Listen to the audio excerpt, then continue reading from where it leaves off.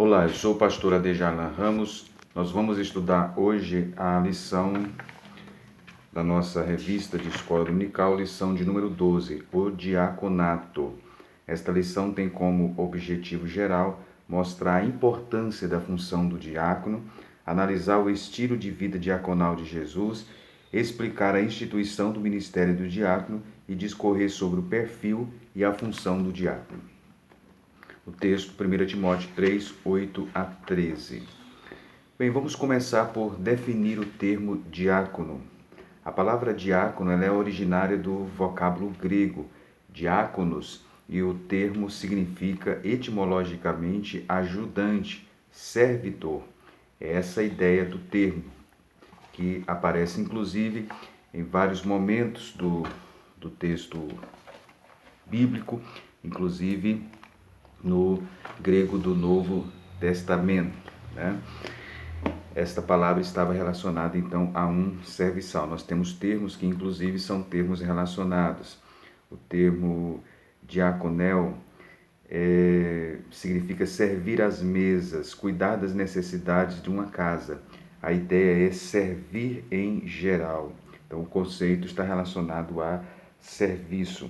O termo diaconel, ele aparece 37 vezes no Novo Testamento, especialmente nos evangelhos e também nas epístolas de Paulo. O termo diaconia ocorre 34 vezes, a maioria delas no livro de Atos e também nas epístolas de Paulo. E o termo diáconos aparece 29 vezes. É um conceito predominantemente paulino, apesar dele também ocorrer nos evangelhos. Bem, então um pouquinho do termo, né, da origem do termo, significado então do termo. Na versão grega do Antigo Testamento, o termo diáconos ele era utilizado para se referir aos servos. Os servos eram chamados de diácono. Nós temos também a palavra diaconia, que está relacionada a serviço. Então nós temos o diácono e temos a palavra diaconia. O termo diaconia é um termo que nos ajuda a compreender melhor a função do diácono, né? A ideia então é o termo está relacionado não a uma ostentação, mas, por exemplo, distribuição de comida, socorro, ministério, administração. Esse seria o sentido, então, do termo.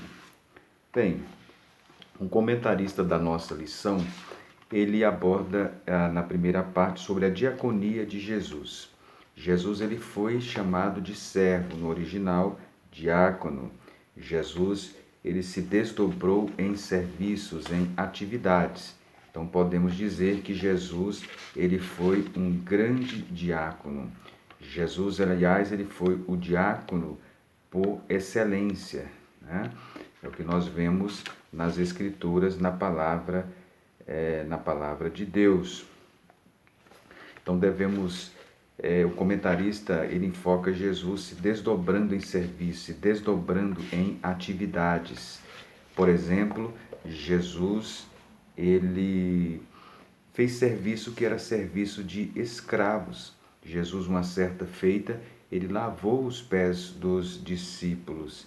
Esse lavar os pés dos discípulos, Jesus estava mostrando então a sua diaconia. Jesus estava mostrando então a sua atividade como um serviçal. Os seguidores de Jesus então devem seguir o seu exemplo. O próprio texto bíblico diz que o Filho do Homem não veio para ser servido, mas para servir e dar a sua vida em resgate de muitos. É assim que a Bíblia ela nos apresenta o Senhor Jesus. Jesus, então, ele se desdobrou em atividade pelas pessoas, ele se compadeceu das pessoas, ele era um servo de todos. Marcos 10, 45, não veio para ser servido, mas para servir. Ele era o rei prometido à nação, mas mesmo assim ele se fez servo.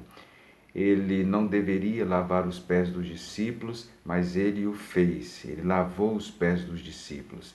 Então nós vemos um Jesus, ao longo dos evangelhos, um Jesus então desprendido para ajudar, para socorrer, para servir as pessoas.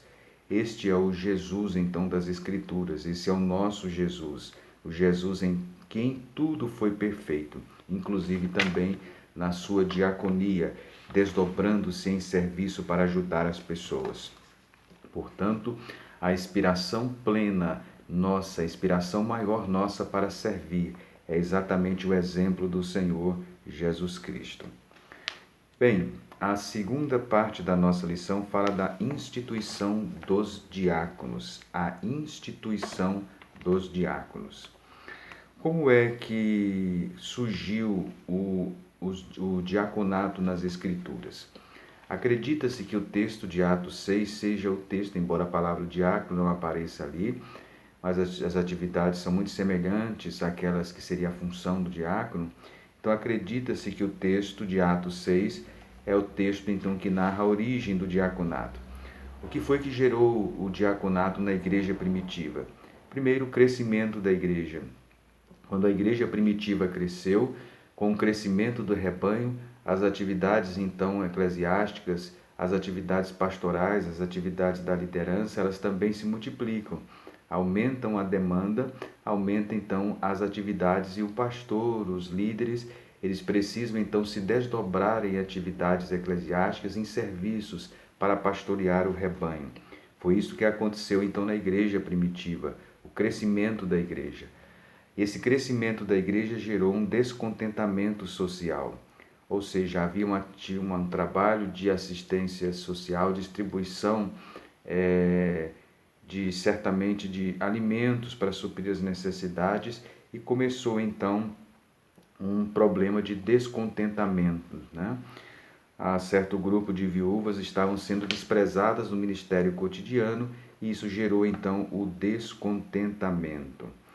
Mediante isso, então, os apóstolos entenderam que não era razoável que eles continuassem fazendo aquelas atividades. Eles estavam fazendo atividade social e deixando aquilo para a qual eles foram chamados, que era a oração e o ministério da palavra. Então eles disseram, não é razoável que nós façamos isto. É nesse momento, então, que foi dada a orientação, né? Escolhida entre vós 7 varões de boa reputação, cheios do Espírito Santo, de sabedoria, os quais constituamos sobre este importante negócio.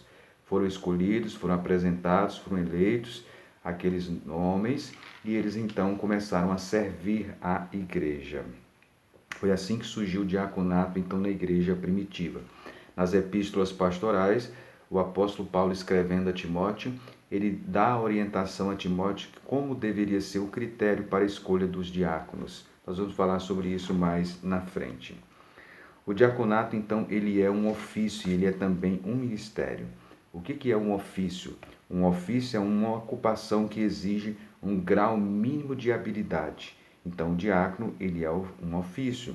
Para exercer o diaconato, é necessário, então, que a função seja claramente delimitada. Qual é a função do diácono? Suprir a necessidade, então, dos santos. É um ofício, mas é também um ministério. O que é o ministério? É um trabalho ou função eclesiástica exercido por aqueles que são biblicamente ordenados. Então, o diaconato, ele é também um ministério. Nós vemos isto em Atos 6:6. E apresentaram ante os apóstolos, e estes orando lhes impuseram as mãos. O ministério diaconal ele foi inspirado pelo Espírito Santo.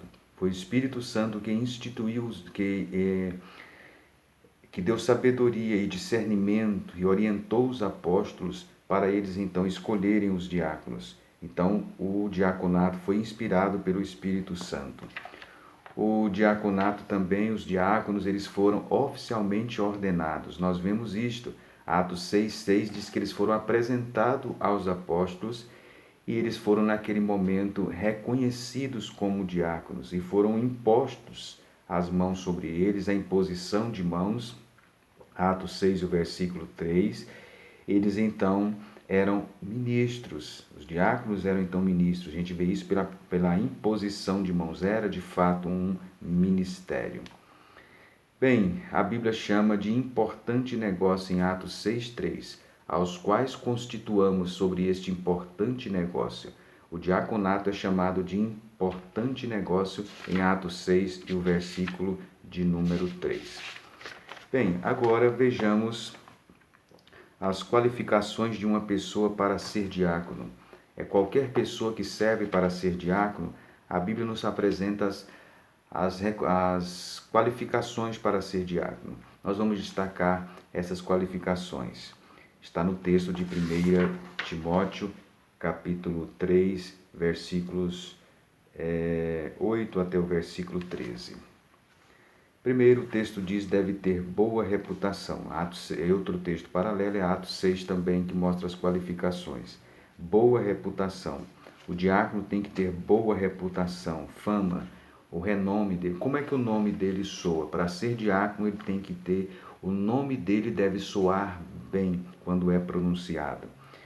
É necessário também ser cheio do Espírito Santo. Ser cheio do Espírito Santo, nós entendemos que a ação do Espírito Santo é importante na vida das pessoas que sejam diáconos, sejam escolhidas para ser diáconos.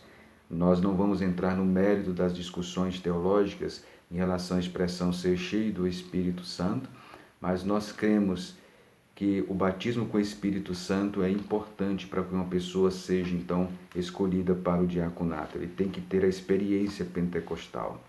É necessário também ter sabedoria espiritual. O texto diz cheios de sabedoria. Ele precisa de discernimento, de entendimento. Mesmo que ele vá lidar com coisas materiais na igreja, mas ele precisa ter sabedoria. Precisa ser uma pessoa sábia. Sábia para lidar com as pessoas, sábia para ter iniciativa, sábia para usar os melhores meios para os melhores fins. Isto é a sabedoria. O diácono também precisa ser honesto. A honestidade, probidade, decência, decoro, é a qualidade de quem é íntegro, digno. O diácono precisa ser honesto. Ele vai lidar com muitas questões, inclusive com dinheiro, com finanças, por isso, honestidade. É necessário que ele não seja de língua dobre, não de língua dobre.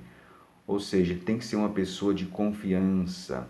Ele tem que ter probidade no falar. Ele tem que ser uma pessoa de uma língua só, não pode ser pessoa de língua dobre, ou seja, língua dupla, fala uma coisa aqui e fala outra coisa ali. É necessário também, o texto diz, não dado ao vinho, é necessário então a abstinência das bebidas alcoólicas. Nos tempos bíblicos, muitas pessoas se embriagavam e essas pessoas então, Paulo escrevendo diz que estão desqualificadas então para serem diáconos. Outra qualificação é incorrupção e integridade. Precisam ser íntegros, precisam ser incorruptíveis. É o que o texto bíblico nos diz. O texto também nos diz, guardando o mistério da fé em uma pura consciência. Ele deve também ter fidelidade conjugal, sejam maridos de uma mulher. 1 Timóteo 3, o versículo 12. Ou seja, ele deve evidenciar no seu relacionamento com as mulheres que ele seja de fato, comprovadamente um homem de Deus. Com as jovens, seja um irmão mais velho, enfim, com as crianças, com todos, ele deve se mostrar uma pessoa respeitosa e cortês. Ele deve também, o texto diz, que governe bem os seus filhos. Aqui entra a educação e o governo dos filhos. Ele precisa, então, ter os seus filhos em sugestão e também o governo eficiente da sua casa, que governe bem a sua casa. 1 Timóteo 3 e o versículo 12. Esse que administre bem ou que governe bem a sua casa inclui contemplar e suprir também as carências e as demandas, então, da sua casa. Então, são as qualificações, então, para uma pessoa exercer o diaconato. Ele tem que ter, o comentarista da lição dividiu em grupos e diz caráter moral, caráter espiritual e caráter familiar. Então, estas são as qualificações para ser diácono. Agora, quais são? O texto também diz que os diáconos devem ser provados, né? Sejam primeiros provados e depois sirvam. É o que diz 1 Timóteo 3,10. Então, a provação do diácono. O que é provação diaconal? A provação diaconal é aquele período em que o diácono ele é treinado e preparado, né, para ser ordenado. É realmente verificar se ele reúne ou não os requisitos para de fato exercer o seu ministério diaconal. É muito importante. Essa prova diaconal envolve o quê? Provação espiritual, provação moral, provação social, provação vocacional. Ele tem vocação para ser diácono? No aspecto espiritual, ele tem realmente uma experiência genuína de novo nascimento, de conversão? Na provação moral, ele é realmente uma pessoa que se mantém íntegra moralmente? E no aspecto social, ele tem condições, por exemplo, ele ama de fato as pessoas, ama-se a si mesmo, ele ama servir a Igreja de Cristo? Então, a aprovação diaconal. Logicamente, esta aprovação deve ser de forma discreta, deve haver discrição, enquanto há a prova diaconal. Ele vai sendo verificado pela liderança da igreja para verificar se de fato ele tem as qualificações para ser um diácono. Falemos agora sobre as funções. Falamos das qualificações, agora os deveres de um diácono. Um diácono, ele tem deveres para com seu pastor, para com seu ministério, para com a sua igreja. É importante que o diácono sirva bem a sua denominação, ele deve conhecer a história e da denominação da qual ele faz parte, ele deve conhecer também a confissão de fé da igreja, né, que ele faz parte. Ele deve ser uma pessoa íntegra em relação à fé, inclusive em relação à crença da sua igreja. Então, são elementos importantes em relação ao diaconato, os deveres eclesiásticos do diácono.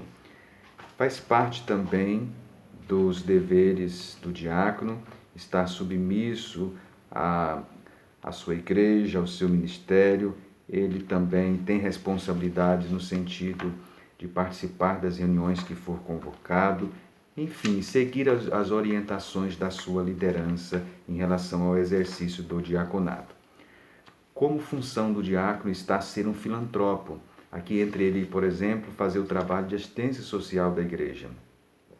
Ele ajuda, ele socorre as pessoas, ele pode ajudar na distribuição de cestas básicas, tanto na reunião quanto na distribuição das cestas básicas.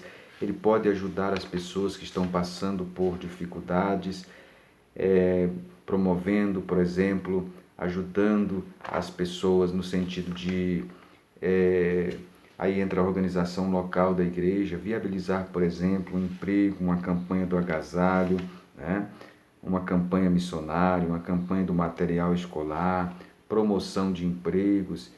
Ele faz um trabalho de um filantropo. Bem, o diácono também ele deve servir à ceia do Senhor. É uma das funções do diácono servir à ceia do Senhor. Ele deve contribuir para que o momento da ceia se torne um momento solene e bem ordenado. Então, que o diácono cuide para verificar se os elementos da ceia estão no seu devido lugar, que ele cuide da beleza do lugar, que ele cuide da decência e da ordem do local, verificar se as vasilhas estão limpas, o pão e o suco estão no seu devido lugar. Enfim, ele deve ver se todos os irmãos que estão chegando para participar da ceia estão devidamente acomodados. Ele deve estar atento para pessoas estranhas àquela reunião se infiltrar no templo e participar da ceia indevidamente. Ele deve dar toda assistência à pessoa que está celebrando, sempre atento às suas orientações. Deve estar consciente de sua responsabilidade. Para isso, ele deve estar vestido também de forma decente e adequada, de forma limpa. Se ele estiver gripado, por exemplo, não é ideal que ele distribua os elementos da ceia. Passe para outra pessoa. Sua roupa deve estar limpa e passada. É importante que ele esteja devidamente adequado, com a vestimenta adequada, de forma sóbria, e que essa roupa venha refletir a dignidade do ofício que ele exerce. Ele deve, então, demonstrar também asseio pessoal, as unhas limpas, aparadas, o cabelo, a estar sempre barbeado, enfim, são cuidados que ele deve ter. Deve distribuir o pão com ordem, com cuidado, aproximando-se das pessoas, né, de forma cortês, de forma educada, distribuindo assim os elementos então da ceia do Senhor. Quando terminar a ceia, ele deve ter o cuidado também de, conforme a orientação da liderança, então guardar os elementos e providenciar, conforme as orientações locais, o local devido para se guardar os elementos da ceia. Em relação também à contribuição, é função do diácono recolher as ofertas, os dízimos dos santos. Ele deve então recolher as ofertas de maneira devida, né? De maneira cortês, de maneira educada, de maneira honesta. Ele deve seguir as orientações da liderança local, não constranger as pessoas para contribuir, conforme o costume local. É o costume, às vezes, em nossas igrejas, passar uma salva de contribuição. Ele vai discorrendo a salva, passando para as pessoas, né, de forma a não constranger as pessoas. Se ele verificar que uma pessoa não está com uma oferta na mão, ele não deve insistir e nem usar de gracejos para que aquela pessoa venha contribuir. Bem, ele deve também estar atento às pessoas intrusas que podem entrar no templo, até mesmo malfeitores ou ladrões, né? Ele deve estar atento nesse momento e cuidar devidamente para, conforme a organização local, ele conduzir as contribuições para a tesouraria. Como porteiro, o diácono também serve como porteiro que ele possa receber bem as pessoas, como porteiro que ele seja cortês, que ele seja educado, que ele esteja devidamente limpo, perfumado, enfim, que ele venha receber as pessoas de forma alegre, feliz, dar orientação para a acomodação das pessoas, providenciar para que ela esteja devidamente bem acomodada, providenciar uma Bíblia, uma harpa cristã para que a pessoa possa acompanhar também o hino. Bem, então, essas são algumas das atividades do diácono, dentre outras atividades, conforme o costume da igreja local, né? Ele ajuda também no culto, verificando a boa ordem, observando a questão das crianças, ele também observa ali ao redor do templo, enfim, ele está sempre atento. É muitas atividades que o diácono tem para desenvolver na casa de Deus. Que ele desenvolva isso com alegria e com felicidade. Portanto, a lição de hoje, o diaconato. Que Deus, portanto, o abençoe. Você que exerce o diaconato, que continue servindo a Deus, servindo a sua igreja. É um trabalho que às vezes não é visto por muitos, não aparece tanto, mas é um trabalho fundamental. O diácono também deve estar atento ali ao costume local da igreja e seguir as orientações. Às vezes tem reuniões de diáconos, enfim, e é necessário então que ele siga as devidas então orientações, né? Conduzindo então as pessoas devidamente para o templo, observando se tem uma torneira pingando, se alguma coisa precisa de reparo, enfim, tudo isso é muito importante. Que Deus, portanto, o abençoe. Nós agradecemos você que tem nos acompanhado e até a nossa próxima lição.